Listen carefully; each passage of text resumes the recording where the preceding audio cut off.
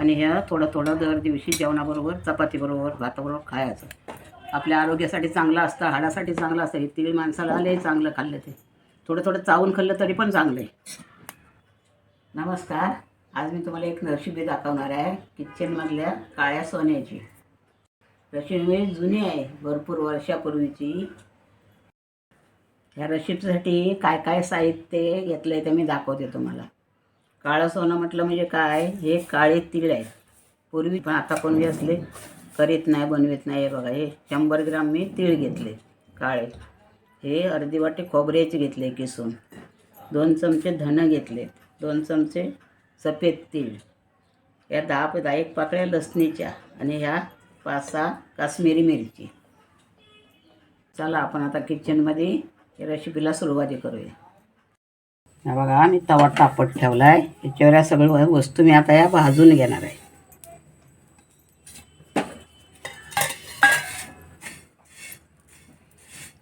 काळा तवाच ठेवला आहे.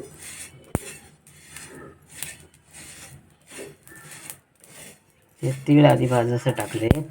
सगळ्या वस्तू एवढ्या भाजून घेणार, हलक्या भाजायच्या.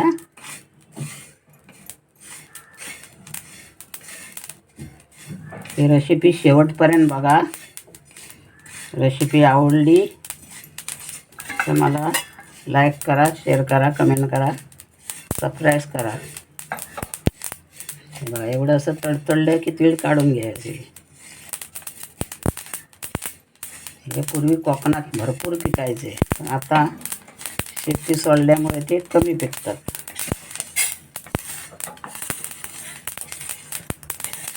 पण दुकानात बाजारात मिळतात अजून.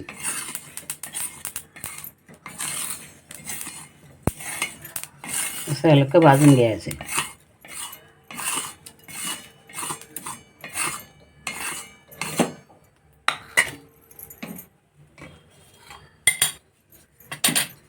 हे खोबरं,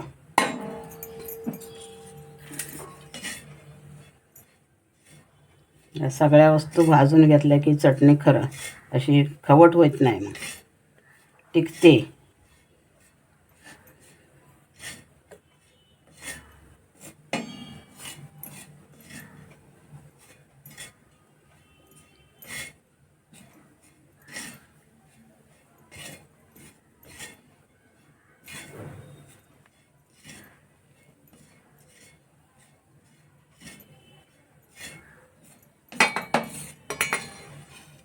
असं हलकं भाजून घ्यायचं खोबरं, धणे, सगळी वस्तू.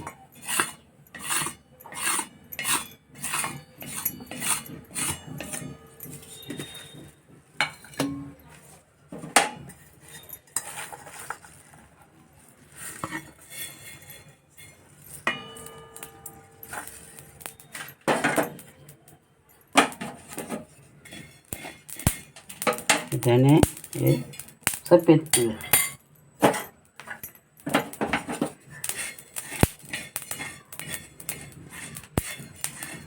ओढतात तडतड.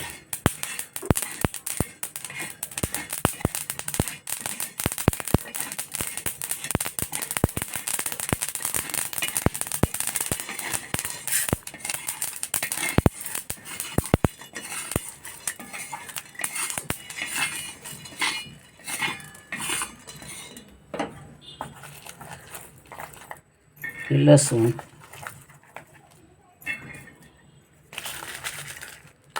मिरची पण हलकी गरम करायची.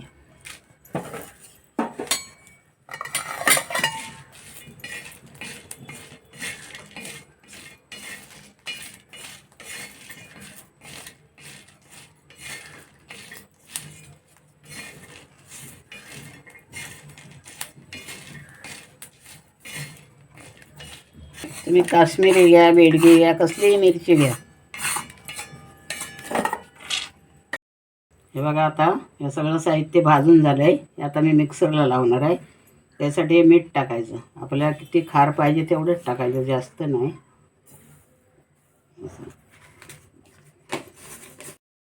आता या सगळं साहित्य भाजून झालं. आता मी मिक्सरला लावून घेणार आहे.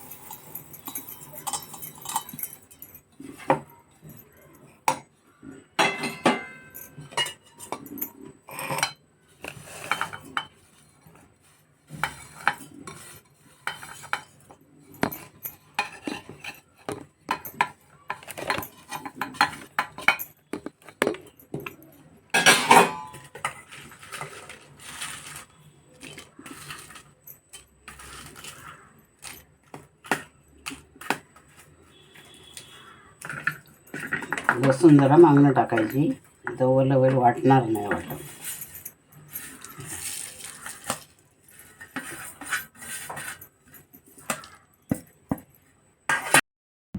हे बघा सगळं साहित्य मी भाजून घेतलं ना, ते आता वाटून घेतलं मिक्सरला लावून.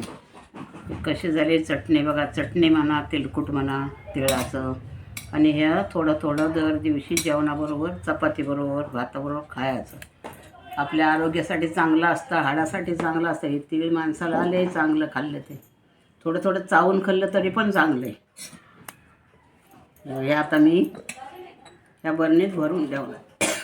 हे बघा मी आता वाटून घेतलं. आम्ही तिळकुट पण म्हणतो, चटणी पण म्हणतो. तुमच्याकडे काय म्हणतात, तुम्हाला कशी वाटली ती मला कमेंट करून सांगा. या बरणीत मी आता भरून ठेवलं. हे 1 महिना टिकल चांगली. ही बरणी मी चांगली स्वच्छ धुवून सुकवून कोरडी करून घेतली, सुकून एकदम. त्याच्यात आता मी भरून ठेवणार. हे बघा, महिनाभर राहिलं तरी हे खराब होणार नाही. ही चटणी थोडी थोडी दर दिवशी खायची जेवणाबरोबर. तुम्हाला कशी वाटली रेसिपी मला कमेंट करून सांगा. आणि तुम्ही असली बनवून बघा, आवडेल तुम्हाला बनवली तर.